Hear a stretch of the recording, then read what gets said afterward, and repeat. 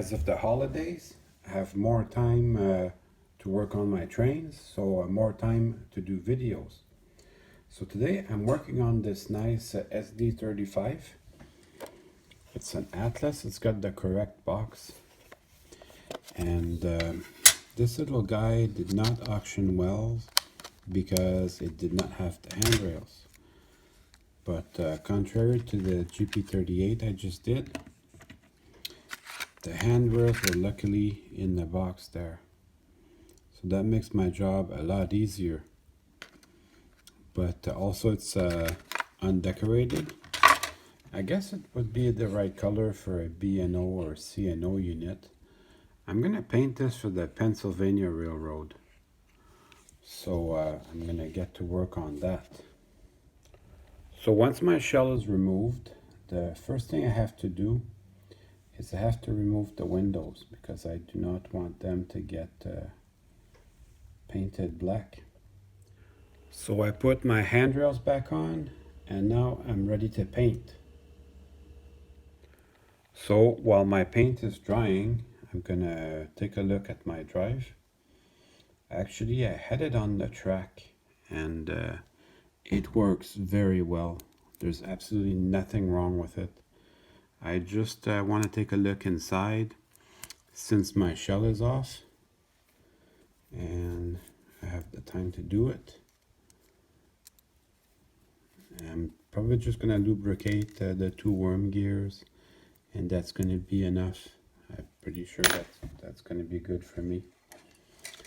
The two trucks, you don't have to worry too much about the order because they're not very symmetrical.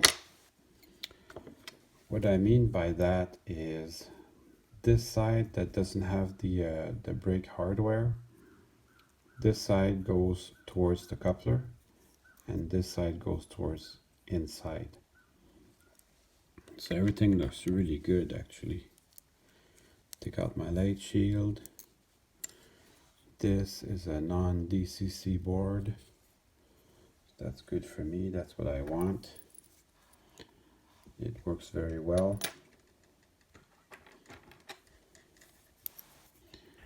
So we'll just remove the side of the frame here.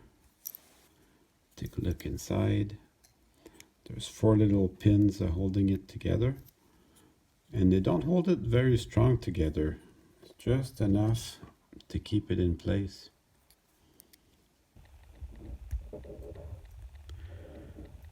You know, even the shell, if these tabs are ever broken, don't worry about it too much.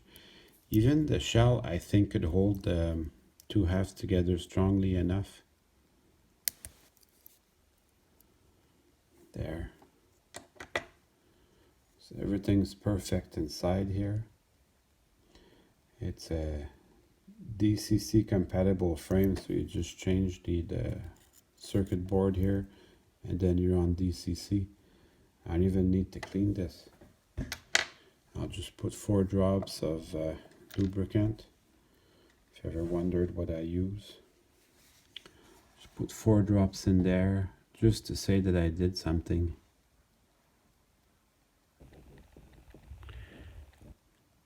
And then I'll clean my wheels as usual, though I probably wouldn't need to, but I'm still going to do it for my own enjoyment.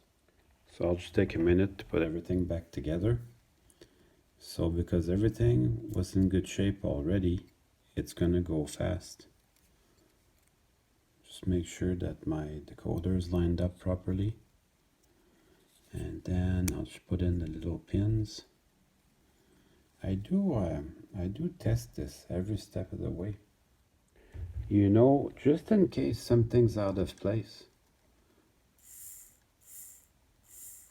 But that sounds good. Now my trucks will step, just click back in there. Make sure that your contact strips are aligned properly. If they're not, now's the time to do it.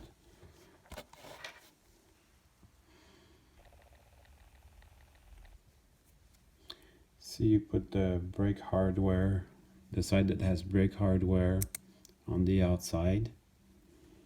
And then all I gotta do is screw everything back in together.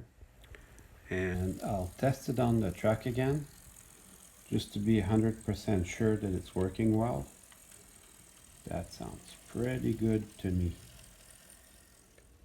My shell ended up being really good, turned out really well after the paint job, so now I'm ready for decals. With N scale, you're going to end up with some small decals.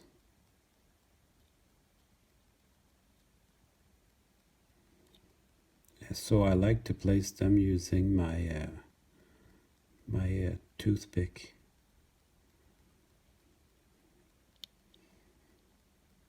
So that takes a little bit of work. Also, I was able to find out what this little red square and white circle meant. I'll show you a close-up of it in a second.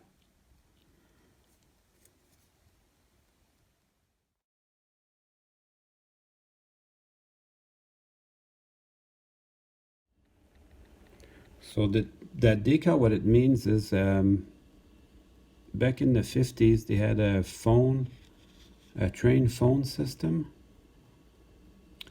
and they would use that to communicate orders or changes in orders. So they would use it for that. And when they switched to a radio, they wanted people to know, so they put that decal on the engines. And that is the story of that. So it looks much better with the decals. Also, I wanted to say thank you to the Pennsylvania Railroad Technical and Historical Society. They put up a question on one of their message boards, and I got the answer for that radio decal. So that was great. Now I'm going to put some dull coat, and we're almost done. So I did the dull coat and I put my windows back in. Looks much better like this. Looks very professional. I put my couplers back on. So now I can put my shell back on my drive. So we're almost done here. Should go back nice and easy. And now it's time to run some trains. Well, I hope you enjoyed this video. I certainly had fun making it for you.